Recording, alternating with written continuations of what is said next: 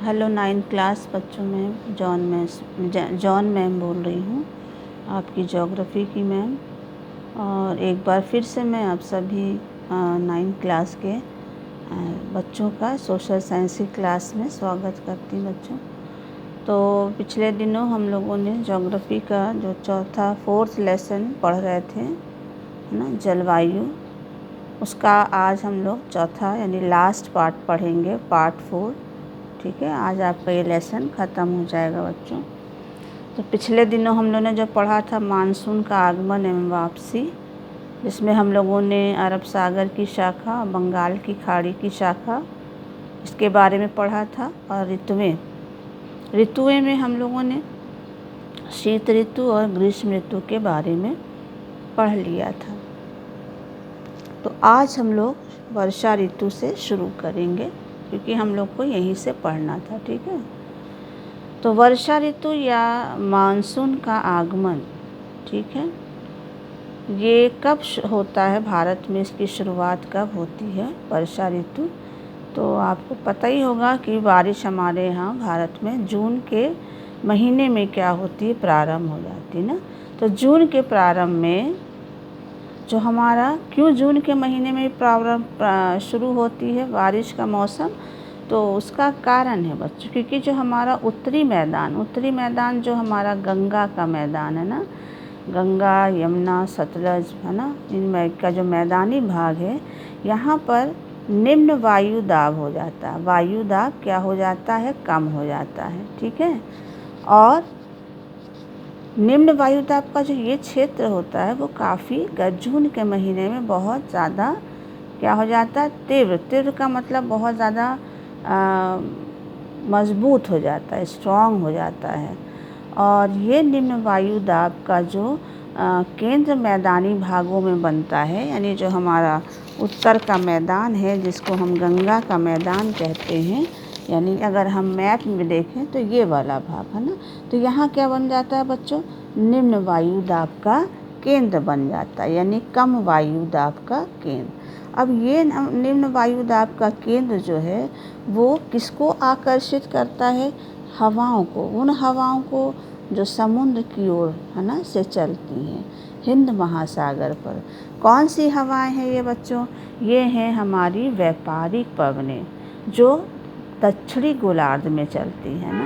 तो दक्षिण गोलार्ध मतलब कि जो भूमध्य रेखा के दक्षिण का जो भाग है, जिसको हम बोलते हैं दक्षिण, मान लीजिए भूमध्य रेखा है, ठीक है, तो ये क्या है बच्चों, दक्षिण गोलार्ध। तो दक्षिण गोलार्ध की जो हवाएं होती हैं, व्यापारिक पवन, है ना, जिसको हम दक्षिणी पूर्वी व्यापारिक पवन भी बोलते हैं, तो इन हवाओं को ये निम्न वायु दाब का केंद्र क्या करता है, अपनी ओर आकर्षित करता है।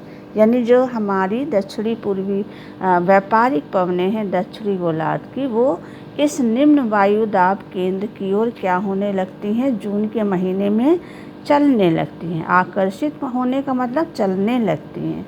ठीक है, चूँकि ये बच्चों दक्षिणी पूर्वी जो हमारी व्यापारिक पवन हैं कहाँ से आती हैं, इन गर्म, है ना, महासागरों, विषुवत रेखा के निकट जो सागर हैं, है ना, चाहे वो हिंद महासागर हो, चाहे वो प्रशांत महासागर हो, तो ये जो भूमध्य रेखा के निकट का सागर है वो कैसा सागर है, पानी उसका गर्म। तो ये हवाएं किधर से आती हैं, गर्म सागरों की ओर से। तो गर्म सागरों की ओर से आती हैं, इसलिए ये बहुत अधिक मात्रा में अपने साथ क्या लेकर आती हैं, नमी लेके आती हैं, यानी आर्द्रता लेकर आती हैं।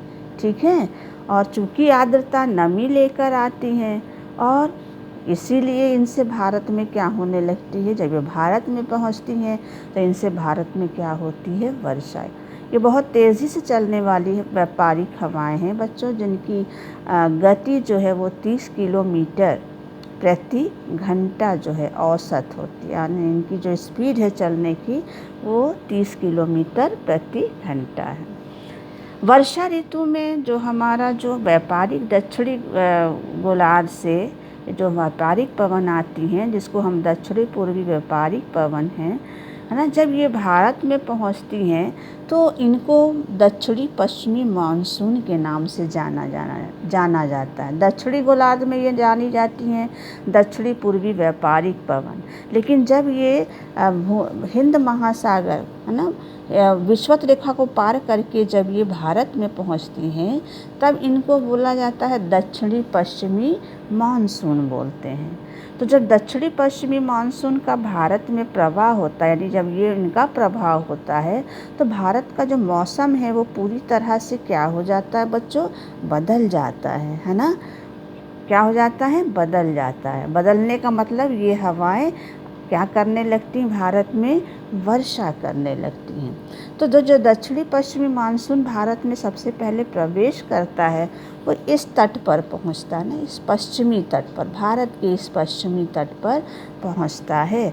तो पश्चिमी तट पर जो है, ये पश्चिमी तट पर, यहाँ हमने बताया था पश्चिमी घाट की पहाड़ियाँ हैं। तो पश्चिमी घाट की पहाड़ियों के सामने वाले भाग में, इस पहाड़ी से टकराने के बाद सामने वाला जो पहाड़ी का भाग है, यहाँ ये हवाएं बहुत ज़्यादा क्या करती हैं, बारिश का, यानी घनघोर बारिश करती हैं। यानी 250 सेंटीमीटर से भी ज़्यादा यहाँ बारिश होती है।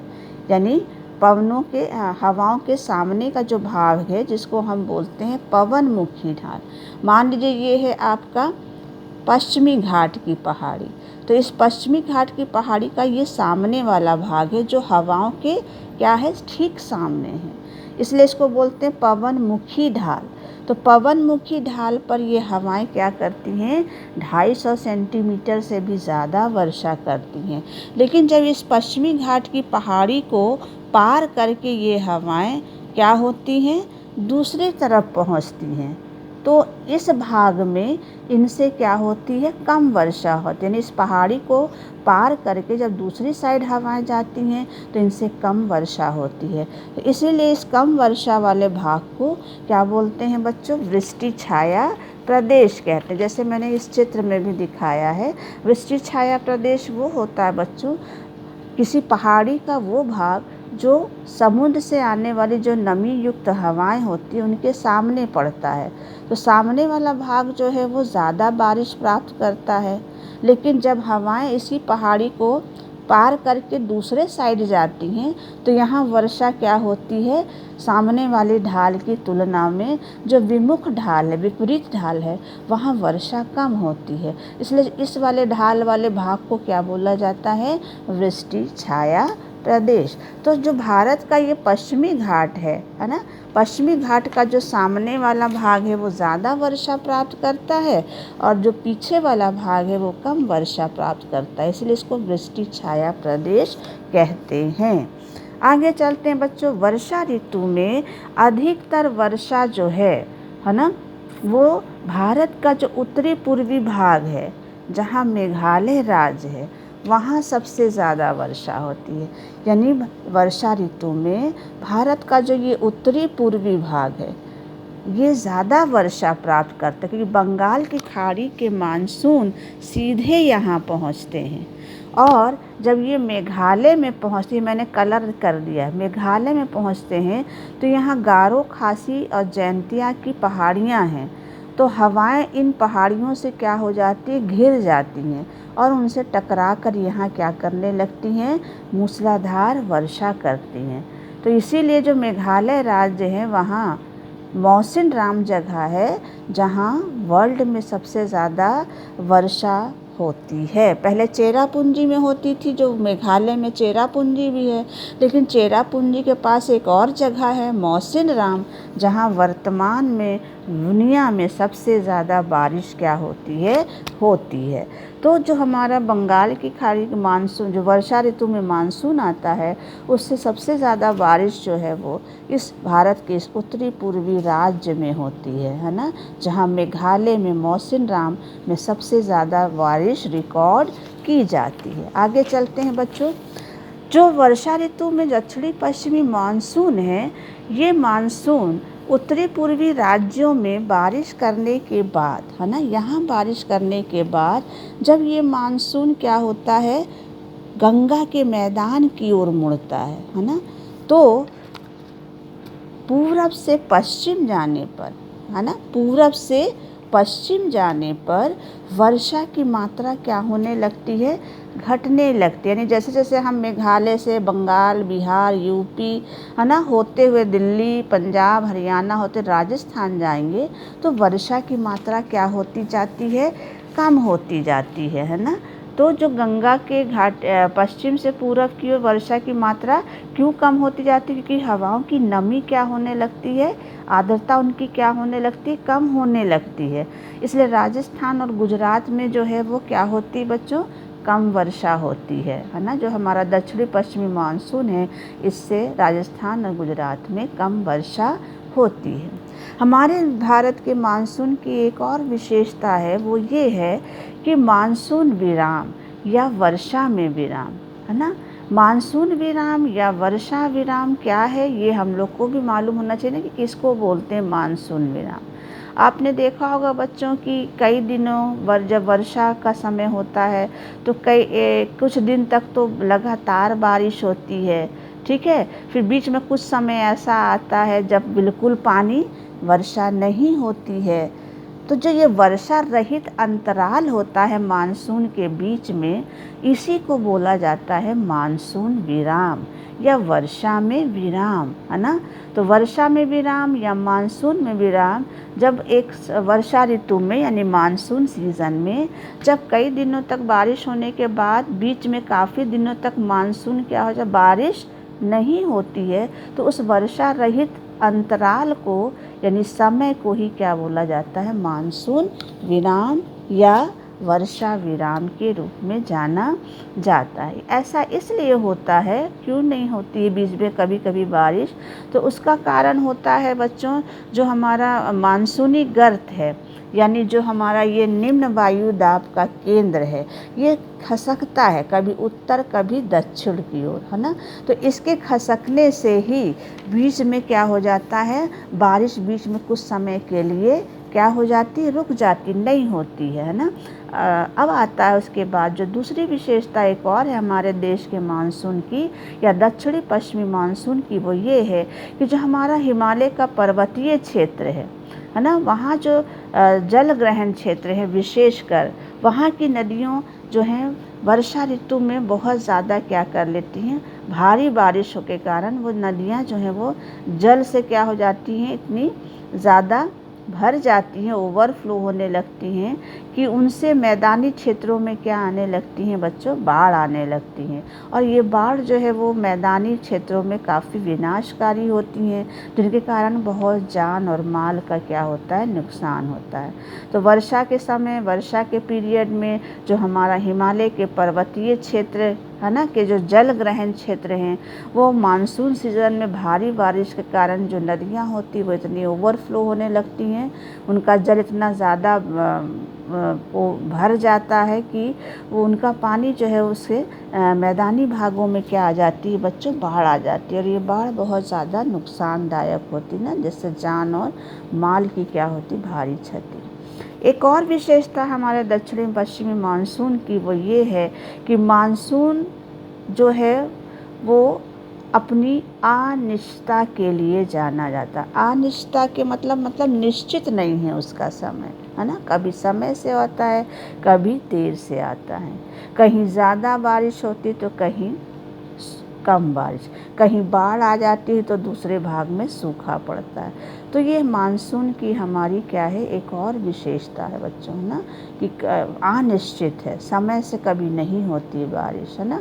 और इसकी एक और विशेषता ये है कि जब मानसून का आगमन है और वापसी है वो प्रायः अव्यवस्थित होता है, उसका समय जो है प्रायः अव्यवस्थित होता है।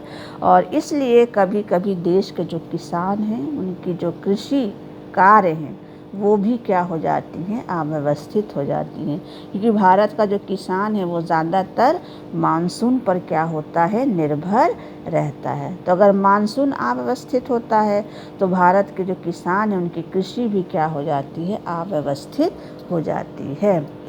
अब आता है मानसून की वापसी और या परिवर्तनीय मौसम, है ना। मानसून की वापसी, आपको पता है मानसून वापस भी होता है। मानसूनी हवाएं जो गर्मियों में समुद्र से आती हैं, ये वापस समुद्र की ओर क्या होती हैं, लौटती हैं। तो जब लौटती हैं तो उसी को बोलते हैं मानसून की वापसी, है ना। अब क्यों होता है मानसून की वापसी और कब होता है, कब से भारत में मानसून वापस होने लगते हैं, लौटने लगते हैं?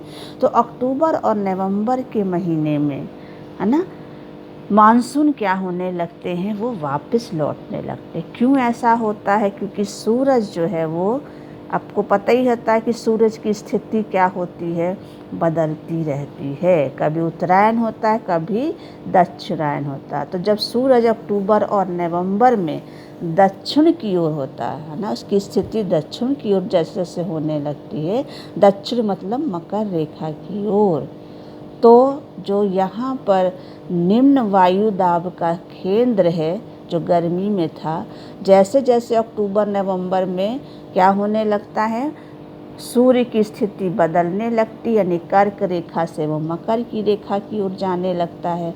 तो जो भारत का जो मैदानी भाग जहाँ निम्न वायु दाब है, वहाँ धीरे धीरे क्या बन जाता है, उच्च वायु दाब बन जाता है। और जब उच्च वायु दाब बनने लगता है तो जो हवाएं गर्मी में समुद्र से आ रही थी, अब वो क्या होने लगती हैं, वापस समुद्र की ओर क्या होने लगती हैं, लौटने लगती हैं। तो नवंबर और अक्टूबर के महीने में मानसून भारत से क्या करने लगते हैं, वापस लौटने लगते हैं। क्यों लौटने लगते हैं? सूर्य के जो स्थिति है उसमें क्या होता है, बदलाव, यानी सूरज जो है वो दक्षिण की ओर क्या होने लगता है, गति करने लगता है, जिसके कारण जो निम्न वायु दाब का केंद्र है ये धीरे धीरे हाई प्रेशर में क्या होने लगता है, बदलने लगता है। और जब ये हाई प्रेशर में बनने लगता है तो जो मानसून का गर्त है, जो निम्न वायु दाब का केंद्र है, जो हवाओं को अपनी ओर खींच रहा था, वो धीरे धीरे शिथिल होने लगता है, कमज़ोर पड़ने लगता है। और जब कमज़ोर पड़ने लगता है तो मानसून जो है वो क्या होने लगते हैं, धीरे धीरे पीछे यानी वापस की ओर क्या होने लगते हैं, लौटने लगते हैं। और अक्टूबर के प्रारंभ में मानसून जो है वो उत्तर के मैदानी भाग से, यानी यहाँ से पूरी तरह से हट जाते हैं। अक्टूबर के महीने में मानसून जो है इस उत्तरी मैदान से पूरी तरह से वापस हट जाए, क्योंकि यहाँ पर निम्न वायु दाब की जगह धीरे धीरे उच्च वायु, और हवा हमने बताया ना उच्च से किधर चलती है, निम्न की ओर, ठीक है। तो उत्तर मैदान में मानसून कब पूरी तरह से लौट जाते हैं, अक्टूबर के महीने में। मानसून का जब वापसी होती है, यानी जब मानसून वापस समुद्र की ओर लौटने लगते हैं, तो उस समय बारिश नहीं होती। आसमान कैसा रहता, प्रायः साफ रहता है। तापमान में क्या हो जाती, बढ़ोतरी हो जाती, तापमान बढ़ जाता, वृद्धि हो जाती है ना। दिन में तापमान ज़्यादा रहता है और रात जो होती है थोड़ी ठंडी और सुहावनी होती है। मानसून के लौटते समय हमारा जो मानसून तो लौट जाता, बारिश नहीं होती, लेकिन जो बारिश के दिनों में बारिश हुई थी वो उसकी बहुत मात्रा जो है ज़मीन स्थल अपने में सोख लेता है। तो मानसून तो लौटने लगते हैं, लेकिन ज़मीन में यानी जो हमारे स्थल है उसमें आर्द्रता बनी रहती है, उसमें नमी बनी रहती है, जिसके कारण जब दिन में गर्मी ज़्यादा होती, तापमान ज़्यादा होती है, तो इस आर्द्रता के कारण जो दिन होता है वो बड़ा उमस वाला हो जाता है ना। ऐसा उमस वाला दिन हो जाता है कि जो सहन भी नहीं होता है ना, वो गर्मी उमस वाली बर्दाश्त नहीं होती है। तो इसको स्थानीय भाषा में स्थानीय भाषा में या स्थानीय लोग जो है वो क्वार की उमस के नाम से जाना जाता है। तो अक्टूबर नवंबर में जो दिन में उमस वाली गर्मी होती है उसको क्वार की उमस के नाम से जाना जाता है। अब जो लौटता हुआ मानसून है, जो वापस मानसून जा रहा है, वो धीरे धीरे अक्टूबर से तो यहाँ से सीधे क्या हो जाता है, नीचे सरक जाता है। लेकिन नवंबर महीने तक आते आते यहाँ तो पूरा उच्च वायुदाब, अब ये निम्न वायुदाब, यहाँ उच्च वायुदाब, अब ये निम्न वायुदाब धीरे धीरे क्या होता है, सरकता जाता है। और कहाँ आ जाता है, इस बंगाल की खाड़ी के ऊपर। यहाँ जो निम्न वायु दाब था गर्मी में, वो जब मानसून लौटने लगे, यहाँ उच्च होता जाता है, उच्च हाई प्रेशर, तो ये निम्न वायु दाब धीरे धीरे क्या होता, सरक कर नवंबर महीने में कहाँ आ जाता है, बंगाल की खाड़ी के ऊपर, यानी जो ये अंडमान सागर है उस पर आ जाता है। और जिसके कारण नवंबर में यहाँ चक्रवात बनने लगते हैं, साइक्लोन बनने लगते हैं, है ना। और ये चक्रवात जो हैं हमारे जो भारत का जो ये तटीय भाग है ना, जिसमें आंध्र प्रदेश, उड़ीसा और बंगाल, है ना, इन तटीय भागों में क्या करते हैं, प्रवेश करके यहाँ भारी वर्षा करते हैं, है ना। इन नवंबर में जो चक्रवात यहाँ बनते हैं, ये चक्रवात हमारा गोदावरी का डेल्टा है, महानदी का डेल्टा है, कृष्णा का डेल्टा है, कावेरी के डेल्टा है। इन डेल्टाई भागों में पहुंचकर ये चक्रवात भारी क्या करते हैं, तबाही मचाते हैं, जिसके कारण जन और धन दोनों की क्या होती है बच्चों, हानि होती है। तो देखा आपने, जब मानसून लौटता है तो उसके साथ साथ निम्न वायु दाब जो है वो धीरे धीरे पीछे वो भी सरकता जाता है और उसकी जगह हाई प्रेशर होते जाता है। हवाएं स्थल से समुद्र आने लगती हैं। नवंबर तक ये पूरा लो प्रेशर कहाँ आ जाता है, बंगाल की खाड़ी, यानी इस अंडमान सागर पर। और यही लो प्रेशर जो है चक्रवात को जन्म देता है। अब आता है वर्षा का वितरण। भारत में वर्षा के वितरण को हम दो भागों में बांट सकते हैं, अधिक वर्षा वाला और निम्न वर्षा वाला। अधिक वर्षा क्षेत्र वो है जहाँ वर्षा 400 सेंटीमीटर से ज़्यादा होती है। निम्न वर्षा वाला क्षेत्र वो है जहाँ वर्षा 60 सेंटीमीटर से कम होती है। अब हमने मैप में दिखाया है बच्चों, एक ये डार्क कलर से जो दिखाया है ये है 400 सेंटीमीटर वाला, और ये वाला भाग जो है ये 60 सेंटीमीटर से कम वाला। तो अधिक 400 सेंटीमीटर से ज़्यादा वर्षा कहाँ होती है, इस पश्चिमी तट पर और इस मेघालय में, जो उत्तरी पूर्वोत्तर राज्य है यहाँ। और 60 सेंटीमीटर से कम वर्षा गुजरात और ये राजस्थान, और इधर है आपका जम्मू कश्मीर, लेह वगैरह। इसके अलावा जो हमारा दक्षिण का प्रायद्वीप भारत का जो ये पठारी भाग है ना, यानी जो पश्चिमी घाट के पूरब का जो भाग है ना, इसमें आपका महाराष्ट्र, कर्नाटक और मध्य प्रदेश, ये भी वो भाग है जो वृष्टि छाया प्रदेश है, जहाँ 60 सेंटीमीटर से कम वर्षा होती है। तो ये है वर्षा का वितरण। अब आता है मानसून एकता का परिचायक है। मानसून बच्चों एकता का परिचायक है। हम कैसे कह सकते हैं बच्चों, हमारा भारत, संपूर्ण भारत भूदृश्य जो है, जीव, वनस्पति, कृषि, मानव जीवन और हमारे जो त्यौहार हैं, है ना, ये सभी मानसून की चारों ओर क्या होते रहते हैं, घूमते रहते हैं ना। हमारा जितना जीव, हमारा जीवन है, पशु है, जीव है, कृषि है ना, त्यौहार है, सब मानसून के चारों ओर घूमते रहते हैं। उत्तर से लेकर दक्षिण तक, पूरब से लेकर पश्चिम तक, उत्तर से लेकर दक्षिण, है ना, पूरब से लेकर पश्चिम तक भारत के सभी लोग, है ना, मानसून का क्या करते हैं, इंतज़ार करते, प्रतीक्षा करते हैं। और जब ये मानसून आते हैं भारत में तो ये अपने साथ क्या करते हैं, वर्षा लाते हैं। और वर्षा यानी जल प्रदान करके कृषि कार्य में क्या कर देते हैं, तेज़ी लाते हैं, है ना। और इस प्रकार से ये मानसून पूरे भारत को एक सूत्र में बांधने का क्या करते हैं बच्चों, काम करते हैं।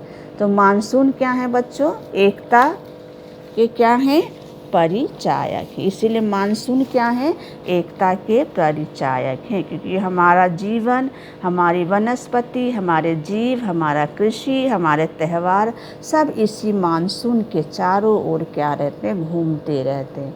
और हम सभी लोग, चाहे उत्तर से दक्षिण रहने वाले हों, चाहे पूरब के हों, चाहे सभी लोग मानसून का क्या करते हैं, इंतज़ार करते हैं। और जब मानसून आता है, बारिश लाता है, तो वो कृषि को और ज़्यादा क्या करता है, तेज़ी प्रदान करता है। और इस तरह से मानसून भारत के सभी लोगों को एकता के सूत्र में क्या कर देता है, बांध देता है। तो ये बच्चों आज का लेसन आपका ख़त्म हो गया।